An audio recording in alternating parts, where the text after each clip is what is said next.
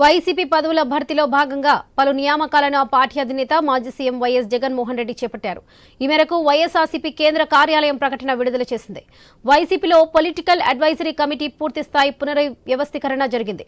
33 మంది నాయకులను PAC మెంబర్లుగా party నియమించింది. పీఏసీ శాశ్వత ఆహ్వానితులుగా పార్టీ రీజనల్ కోఆర్డినేటర్లు, పీఏసీ కన్వీనర్గా సజ్జల రామకృష్ణారెడ్డి నియమితులయ్యారు. పార్టీ రాష్ట్ర ప్రధాన కార్యదర్శిగా షేక్ హసీఫ్, క్రమశిక్షణ కమిటీ సభ్యులుగా తోపుదుర్తి ప్రకాష్ రెడ్డి నియమితులయ్యారు. నెల్లూరు, అనంతపురం, పశ్చిమ గోదావరి జిల్లాలో పలు కీలక నేతలను పీఏసీ సభ్యులుగా నియమించారు. నెల్లూరు నుంచి అనిల్ కుమార్ యాదవ్, ప్రసన్న కుమార్ రెడ్డి, నారాయణ స్వామిలను అధిష్టానం ఎంపిక చేసింది. ఇక పశ్చిమ గోదావరి నుంచి రంగనాథరాజు, పుష్పల వాసుబాబులకు ఛాన్సులు దక్కింది.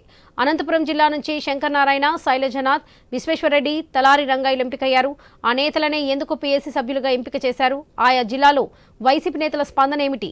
వైసీపీ సమీకరణలేంటి? పదవులు ఆశించిన మిగతా నేతలు ఏం చెబుతున్నారు? వారు ఎవరు?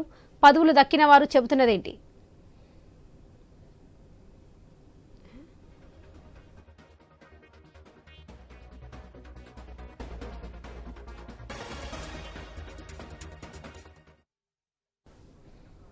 వైసీపీ పదవుల భర్తీలో భాగంగా పలు నియామకాలను ఆ పార్టీ అధినేత మాజీ సీఎం వైఎస్ జగన్మోహన్ రెడ్డి చేపట్టారు.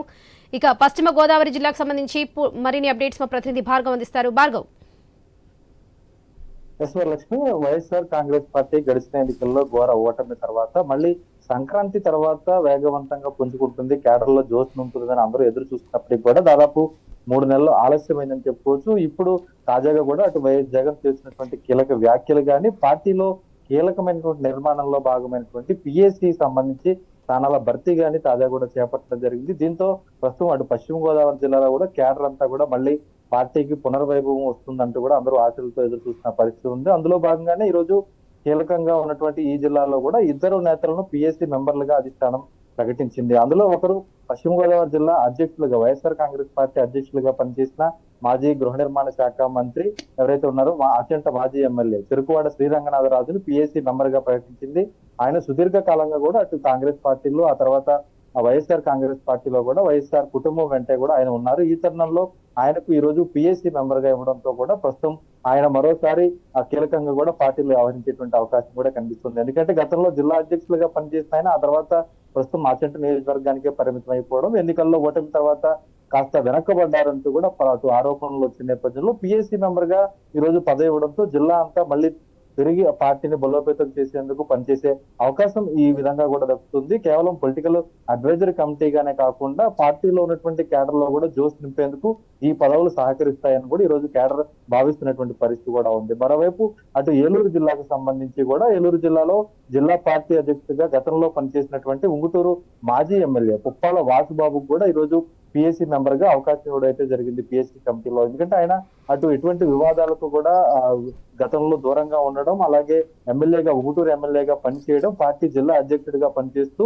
ఎక్కడ కూడా ఇబ్బందులు లేకుండా పార్టీని నడిపినటువంటి అనుభవం ఉండడంతో అటువంటి వారి సలహాలన్నీ కూడా తీసుకునేందుకు జగన్ ముందడుగు వేశారని కూడా చెప్పుకోవచ్చు. గతంలో కేవలం 4 కోటరీ మధ్య ఉండిపోయినటువంటి వైఎస్ఆర్ పార్టీ అధినేత జగన్మోహన్ రెడ్డి ఇప్పుడు పీఏసీ బోర్డు ద్వారా కూడా అన్ని జిల్లాల్లో క్షేత్రస్థాయిలో సమస్యలు తెలుసుకునేందుకు ముందుకు వచ్చారనేది కూడా ఈ రోజు రాజకీయంగా చర్చకు తెరలేపిన పరిస్థితి కూడా ఉంది. అందుకు సంబంధించి ప్రతి పార్లమెంటరీ జిల్లా నుంచి ఒక సభ్యుడు పీఏసీ కమిటీలో ఉండే విధంగా కూడా ఈ బోర్డు 33 మంది సభ్యులతో కూడా ఈ రోజు నియమించడం జరిగింది. అందులో ఉమ్మడి పశ్చిమ గోదావరి జిల్లాలో 2 సభ్యులకు అవకాశం రావడంతో ప్రస్తుతం కేడర్ అంతా కూడా 2 జిల్లాల్లో కూడా ఎక్కడ ఒక సీటు కూడా దక్కకపోవడం నేపథ్యంలో గడిచిన ఎన్నికలతో పాటు కేడర్ అంతా కూడా తీవ్ర ఆవేదనతో గానీ వెనుకబడిపోయిన పరిస్థితి కూడా, డేలా పడిన పరిస్థితి కూడా ఉంది. వారిని మళ్ళీ రీఛార్జ్ చేసేందుకు ఇటువంటి కమిటీల ఎంపిక అనేది కూడా ఖచ్చితంగా దోహదపడుతుందని చెప్పుకోవచ్చు. ఎందుకంటే ఇప్పటికే అటు కూటమి ప్రభుత్వం జనసేన గానీ, బీజేపీ గానీ, టీడీపీ గానీ అటు అభివృద్ధి సంక్షేమ పథకాలు ఇస్తున్నామంటూ సూపర్ 6 అంటూ కూడా పెద్ద ఎత్తున